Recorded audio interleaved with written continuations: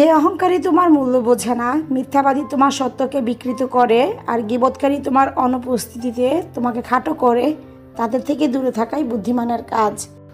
আরবি নববর্ষের শুভেচ্ছা। আজ হচ্ছে 27শে জুন 2025, রোজ শুক্রবার। হিজরি নববর্ষে আপনাদের জীবন সুখ সমৃদ্ধি আর আল্লাহর অশেষ দানে পূর্ণ হোক, এই কামনা করে আজকের এই ছোট্ট ভিডিওটি শুরু করছি। আসসালামু আলাইকুম, আমি ফাতেমা রুনা বলছি কুমিল্লা থেকে। রুনা সোহেল ফ্যামিলি ব্লগে নতুন একটি দিনে নতুন আরও একটি ডেলি লাইফস্টাইল ব্লগে আপনাদের সবাইকে আরও একবার স্বাগত জানাই। আই হোপ কাছে বা দূরে, দেশ বা বিদেশে, ছোট বড় যে যেখান থেকে বসে আজকে ভিডিওটি দেখছেন, আলহামদুলিল্লাহ সবাই ভালো আছেন, সুস্থ আছেন। আমিও আলহামদুলিল্লাহ পরিবার পরিজন নিয়ে বেশ ভালোই আছি।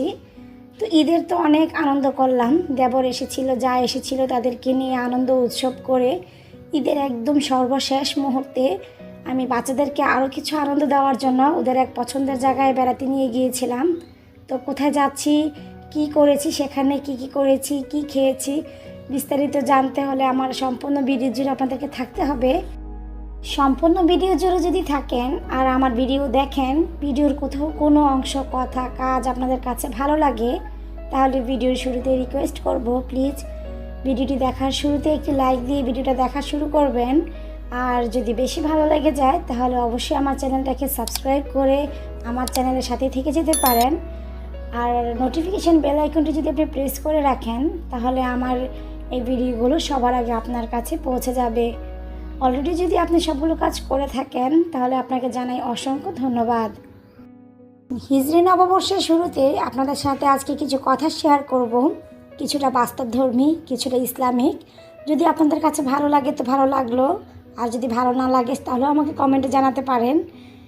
আত্মসম্মানের চেয়ে বড় কিছু নেই। কেউ তোমাকে একবারের জন্য ছোট করলো তাকে চিনে রাখবে এবং তার থেকে দূরে থাকবে, কারণ প্রশ্রয় পেলে সে একই কাজ বারবার করবে। এই কথাটা যেমন চিরন্তন সত্য, তেমনি আমি বাস্তবেও মিল পেয়েছি, তাই আপনাদেরকেও শেয়ার করলাম। বছরের শুরুতে সামনের এই বছরটা যেন আপনারা এরকম ধরনের মানুষ থেকে দূরে থাকতে পারেন বা এই ধরনের মানুষকে চিনে রাখতে পারেন, সেই জন্যই আমার এই কথাগুলো বলা। এতক্ষণ তো অনেক কিছু বললাম, আরও কিছু বলবো সামনের অংশে। তো এখন কোথায় যাচ্ছি সেটাই আপনাদের সাথে শেয়ার করি।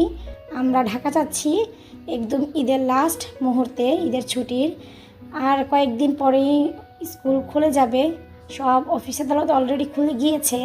তো ওরকম মুহূর্তে বাচ্চাদের লাস্ট আনন্দ দেওয়ার জন্য ছুটে বেরিয়েছি আমরা।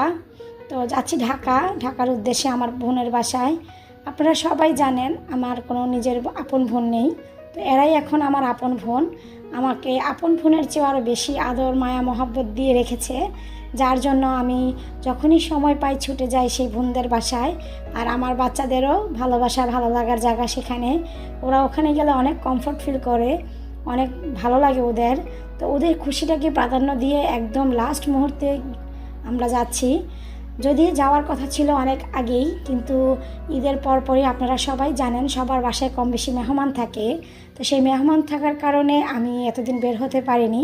পরে ভেবেছিলাম আর যাব না, ক্যান্সেল করে দিয়েছিলাম আমাদের প্ল্যানটা। কিন্তু বাচ্চাদের আর্জিতে, বাচ্চাদের মর্জিতে পরে আমরা সেই প্ল্যানটাকে আবার সাকসেসফুল করেছি। তো এই তো কথা বলতে বলতে চলে এসেছি আমার আপুর বাসায়। আর এখন আপুর বাসায় গিয়ে দেখি একদম এলাহি কাণ্ড, পুরো বিয়েবাড়ির মতো খাবার দাবার আমাদের জন্য আপু আয়োজন করেছে। মনে হচ্ছিল ওরকম একটা ভাইব চলে এসেছে যেন বিয়ে বাড়িতে এসেছি। বোনের বাসায় আসলে বোন কি বোনের জন্য এত কিছু করে? আমি তো অনেক রাগ করেছিলাম যে যা ছিল তা খাবো, তুমি কেন এত আয়োজন করেছো? কিন্তু ওই যে ভাগিনাদের জন্য ওনার প্রাণ জ্বলে, কলিজা জ্বলে, তো তাদের জন্যই আসলে এত আয়োজন করা। আর আপুর খুব সুন্দর দুটো কিউট বিড়াল ছিল, সেগুলোকেও দেখেছি আমরা। আর আল্লাহর রহমতের বৃষ্টি নিয়ে গিয়ে হাজির হয়েছিলাম। এই তো দেখেন ঝমঝমে বৃষ্টি এসেছে। প্রচণ্ড গরমের মধ্যে যখন এর ধরনের বৃষ্টি আসে তখন কিন্তু মন শরীর একদম প্রশান্তিতে ভরে যায়।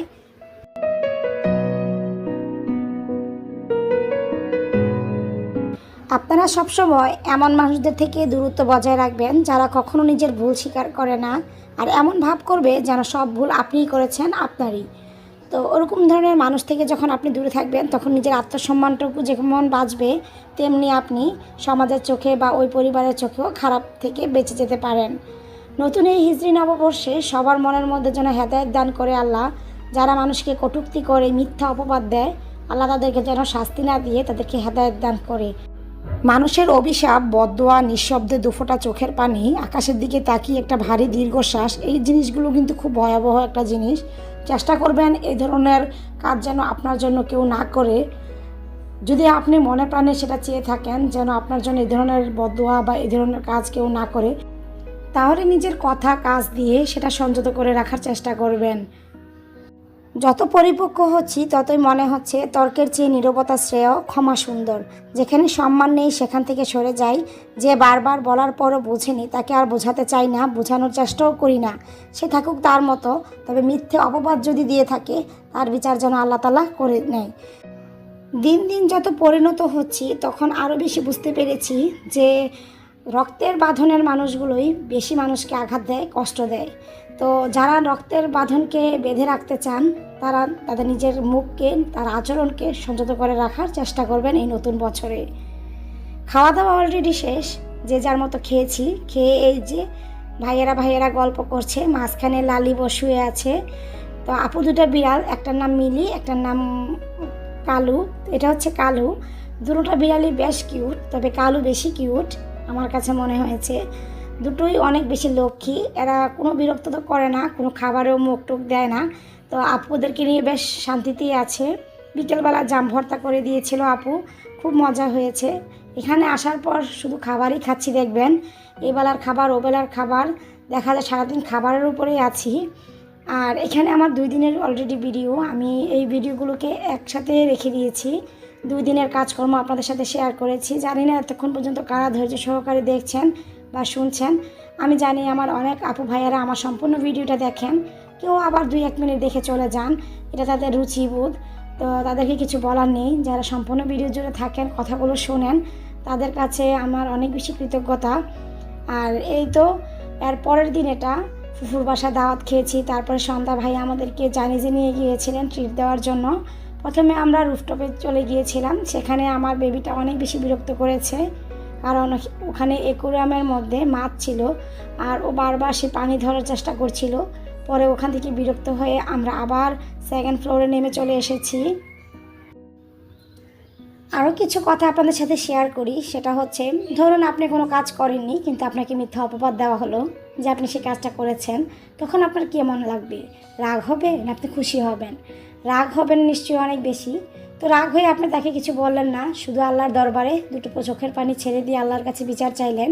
তো আল্লাহর বিচার কেমন হবে সেটা আমিও জানি না, আপনিও জানেন না, কিন্তু আপনি বিনা অপরাধে যদি আল্লাহর দরবারে দুটো চোখের পানি ফেলেন, সেটা নিশ্চয়ই আল্লাহ ফিরিয়ে দিবেন না।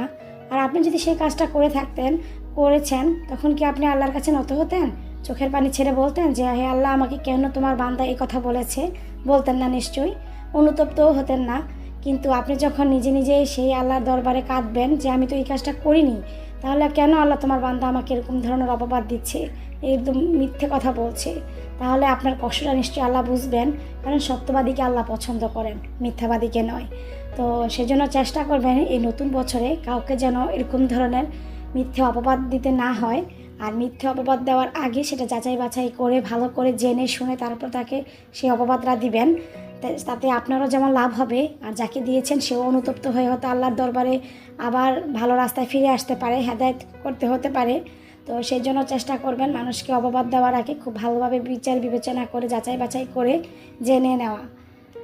রক্তের বাঁধন এই জন্য বলেছিলাম, রক্তের সম্পর্কগুলো যখন মানুষের সাথে ছিন্ন করে, আর তারাই কিন্তু বড় বড় কথাগুলো বলে, আমরা এরকম করেছি ওরকম করেছি। যে দায়িত্ব পালন করে সে সবসময় মানুষের কাছে খারাপ থাকে, আর যে দায়িত্ব পালন না করে দূরে থাকে সেই মানুষকে বেশি অপবাদ দেয়। সে দায়িত্বশীলতার বেশি পরিচয় দিতে পছন্দ করে, সে বাহাদুরি দেখাতে বেশি পছন্দ করে, মানুষকে মিথ্যে কথা বলে মানুষকে কষ্ট দিতে বেশি পছন্দ করে। আর সে আজকের কথাগুলো বলেছি এই জন্য যে নতুন বছরে আমরা চাই সবাই যেন হেদায়েত হই, যারা ভুল রাস্তায় আছি আর যারা ভালো রাস্তায় আছি তারা যেন আরও বেশি বেশি করে আমল করে আল্লাহর প্রিয় বান্দা হতে পারি। কখনো মানুষের মনকে কষ্ট দিবেন না, কষ্ট দিতে চেষ্টা করবেন না, কারণ ছোট্ট একটি আঘাতের কারণে কাল হাসরের ময়দানে আপনাকে বিচারের কাঠগড়া দাঁড়াতে হবে। মহরম মাস এটা হচ্ছে আল্লাহর মাস। এই মাসটা আল্লাহর কাছে বেশি প্রিয়। এই মাসে আমি চেষ্টা করব আমার দ্বারা যেন কোনো মানুষ কষ্ট না পায়। আর এই মাসে আমি বেশি বেশি করে কোরআন তেলাওয়াত, জিকির আজগার, তাসবিহ তাহলিল, দান সদকা, দুরুদ পাঠ ইত্যাদি বেশি বেশি করব। আপনারাও করবেন। তবে মুহররমকে কেন্দ্র করে অনেকে তাজিয়া মিছিল বের করে, মাতম মর্শিয়া করে, শরীর রক্তাক্ত করে, এগুলো কিন্তু আসলে আমার জানার মতো শরীরসম্মত না। তো আপনারা চেষ্টা করবেন এগুলো থেকে বিরত থাকতে। এই মাসে বেশি বেশি করে রোজা রাখবেন, কারণ এই মাসে রোজার ফজিলত অনেক বেশি। আমাদের প্রিয় নবী সাল্লাল্লাহু আলাইহি সাল্লাম বলেছেন, রমজানের পর সর্বশ্রেষ্ঠ রোজা মহরমের রোজা, আর ফরজ নামাজের পর সর্বোত্তম নামাজ হচ্ছে রাতের নামাজ। তো চেষ্টা করবেন এই মাসে বেশি বেশি রোজা রাখার। আমিও চেষ্টা করব রোজা রাখার জন্য। আর দুদিন বেরিয়ে আমরা আবার ফিরে যাচ্ছি সেই চিরচেনা বাড়িতে। এখান থেকে একদিন থেকে তারপরে আমরা চলে যাব আমাদের সেই কর্মস্থলে, আমাদের বাসায়। তো সেই পর্যন্ত আপনারা সবাই ভালো থাকেন, নতুন বছর সবার ভালো কাটুক সেই কামনায়। আল্লাহ হাফেজ, আসসালামু আলাইকুম।